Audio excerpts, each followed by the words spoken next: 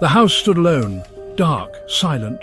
It was a mansion, once grand, now crumbling. Fog curled around the wrought iron gates like ghostly fingers reaching out.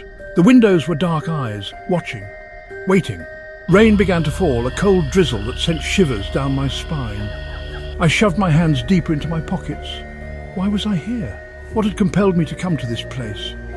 The house seemed to draw me closer, a magnetic pull both terrifying and irresistible.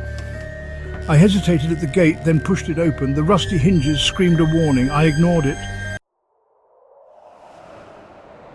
The house loomed over me, casting a long shadow.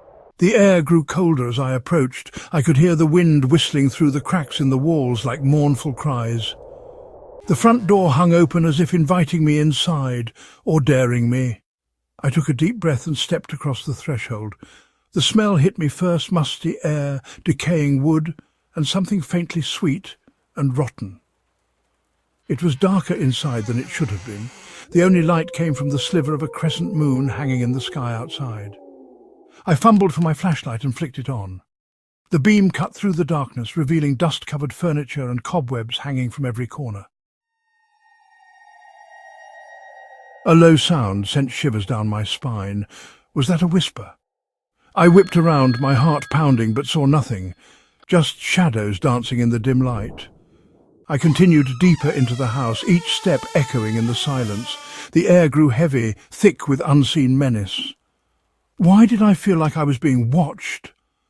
A floorboard creaked above me. I froze, listening intently. There it was again, a soft, shuffling sound. Someone was up there, or something. I started up the stairs, each step slow and deliberate. My flashlight beam danced across the peeling wallpaper, revealing grotesque faces in the patterns. A cold draft swirled around me, carrying the scent of decay and something else, something vaguely floral. At the top of the stairs, I found myself in a long, narrow hallway. The doors were all closed, each one identical to the last. Which way to go? Then I saw it. At the end of the hallway, a single door stood ajar. A pale, flickering light spilled out from the gap. I approached cautiously, my heart pounding in my chest. As I reached for the doorknob, a blood-curdling scream echoed from within the room. I froze, my blood turning to ice. Someone was in there, and they were in terrible danger. To be continued. Gap 3S. With my heart still pounding from the scream, I pushed the door open, revealing a dimly lit room. Shadows danced across the walls, cast by a flickering candle on an old wooden table. In the center of the room, a figure stood with its back to me, shrouded in darkness. "Who are you?" I called out, my voice trembling. The figure turned slowly, revealing a gaunt face with hollow eyes. It was a woman, her expression a mixture of fear and desperation. "Help me," she whispered, her voice barely audible. "I've been trapped here for so long."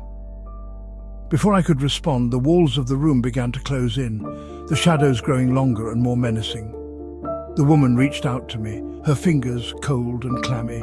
"You must find the key," she urged. "It's the only way out." As the room continued to shrink, I knew I had no choice. I had to find the key, not just to free the woman, but to escape this nightmare myself.